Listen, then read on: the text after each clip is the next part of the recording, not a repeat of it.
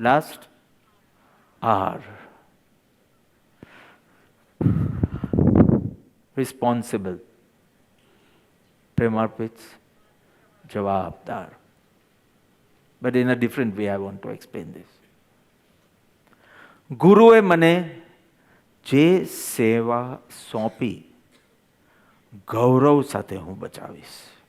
With love, respect, with devotion, with pride. Whatever seva my guru gives me. આ ભીત અહીંયા બનતી હોય એમાં ઈંટ મૂકવાની હોય. You have to just place a brick in some part of the ashram, something. You should do it as respectfully as you are chadaving મુગટ on Mahavir ભગવાન. મુગટ પૂજા કહેવાય ને આપણે ભગવાનને મુગટ હોય તો આમ બે હાથે કરીએ, આમ સ્લોલી રિસ્પેક્ટફુલી માથા પર ધરીએ. એટલા રિસ્પેક્ટથી અહીંયાની ઈંટ મૂકવાની હોય કે એક બાલડી અહીંયાથી અહીંયા મૂકવાની હોય. ધેટ ઇઝ કોલ્ડ જવાબદાર. કારણ છે કે હવે આ તો આમ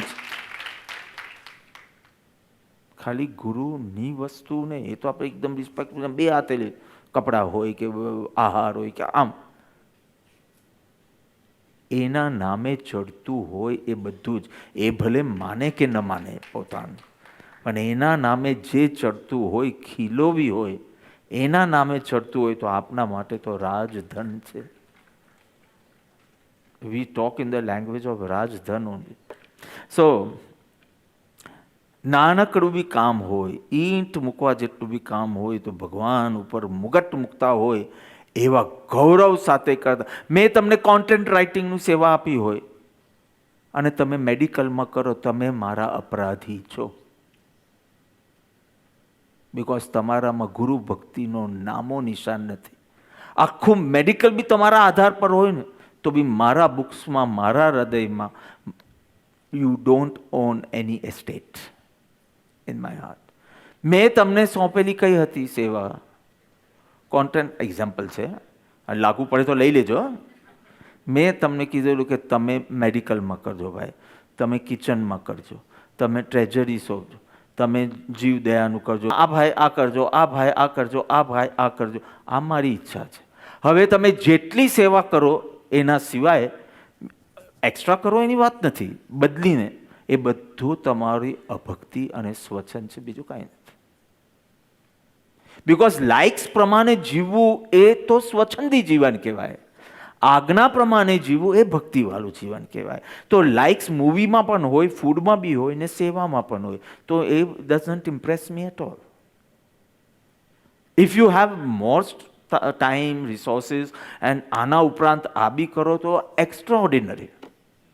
પણ તમારી મુખ્ય શક્તિ આ દિશામાં જવી જોઈએ. નહીં તો why do two people waste time in what you should do?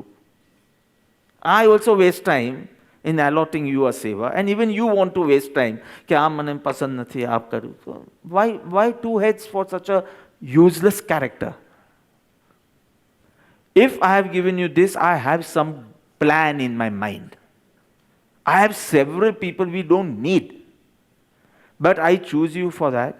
You were chosen when you didn't have Shakti. So I have some plan in my mind. કઈ રીતે આ સેવા એનું આત્મકલ્યાણ કરશે. I have some plan. If you disturb the plan, then what should I do? તો કે કરુણા રાખવાની, કૃપા નહીં કરવાની. કરુણા તો સર્વ જીવ માટે હોય, પણ યોગ્યતા નથી તો એ કૃપા પાત્ર નહીં બને. જે મેં સોંપ્યું હોય તું કરતો ના હોય, અને જે મેં ના સોંપ્યું હોય એમાં વધારે તારું દિલ હોય તો આ સ્વચ્છંદ સિવાય કાંઈ નથી. પછી એટલીસ્ટ મોટા મોટા ડાયલોગ્સ તો નહીં બોલવાના. અને ભોજન માટે પધારો પહેલાં ચેક કરો કે તમે કેટલું અર્પણ કરી શક્યા છો. Don't start desiring when you are not deserving. તો ગૌરવ સાથે, વેરી વેરી ઇમ્પોર્ટન્ટ, જે સોંપ્યું પેશનેટલી અને પરફેક્ટલી હું કરીશ. જે જવાબદારી સોંપી બીજા પર નહીં ઢોલું. નો એક્સક્યુઝીસ, નો સ્ટોરીઝ.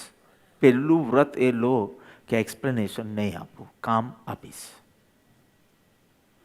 સો બિકોઝ એકવાર એક્સપ્લેનેશન આપવાની ટેવ પડશે ને પછી એક્સક્યુઝિસ કાઢવાની ટેવ પડશે. No explanation, you have not done, you are having no bhakti, બસ that's it. No unforeseen, foreseen, nothing in bhakti marg, nothing. If you have not done, you are useless, correct. એવી ભક્તિ રાખવાની. Guru is also compassionate, don't worry. And he understands, he empathizes, everything you will get because he's a good leader. I'm saying from our side, our bhakti should be no explanation, because explanation is a doorway for excuses. આજનું explanation તમારું right હશે, કાલે તમે એક્સક્યુઝને explanation બનાવશો because you are a smart guy. Don't keep that habit. You have to do it. Whole night work, whole day work, 72 hours work. અરે આપણે પેલું thesis વખતે 36 to 40 hours non-stop. 36, you understand, means no night sleep. અને એક હાથથી ખાવાનું ને એક હાથ, because we are running short of time. અને બધું અમારું લેખન કાર્ય બધું બેડ પર હોય, અમે નીચે સૂઈ જઈએ, કારણ કે આ બધું આટોપીએ અને સવારના પાછું ખોલે ને that waste 30 minutes.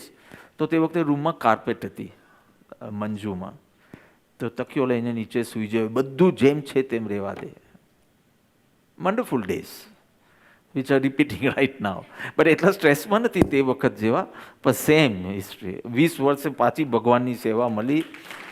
And નેમીજી was always feeling કે તમે પૂરો અને આ અને તેને બધાએ કરી દીધી 20 વર્ષ પહેલાં. ત્યારે હું માર્ગમાં બી નહોતો અને આત્મસિદ્ધિ માટેની મારી ભક્તિ જ બતાવીને આ વખતે મને તમે લો જ આ સેવામાં. તો every day 3 hours he sits with us, and બાકીના 5-6 કલાક જાતે કરે. એમ 3 hours એના ફાવે એ રીતે. મોર્નિંગમાં કહે તો મોર્નિંગમાં, એને કાંઈ મીટિંગ આવી જાય તો બપોરના, એની અનુકૂળતા પ્રમાણે અમે બે એડજસ્ટ કરતા રહીએ કે એને ભક્તિ દર્શાવી છે, પ્રગટ કરવી છે, તો વી શુડ સપોર્ટ ઇટ.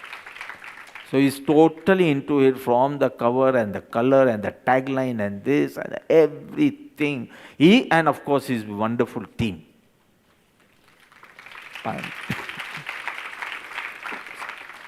પણ એક છેલ્લી વાત કહી, બરાબર સાંભળાય છે, ખાલી મારી સામે જોયું. સત્પુરુષ ધારે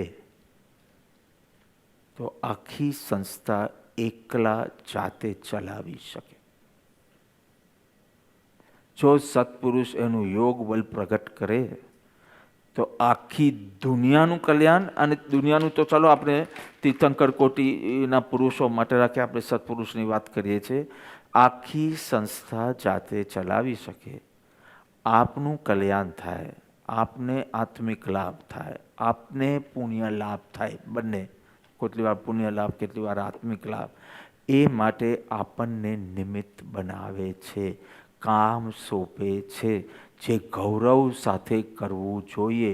પોતાની કીર્તિ યશ માટે નહીં, માત્ર એમના રાજીપા માટે.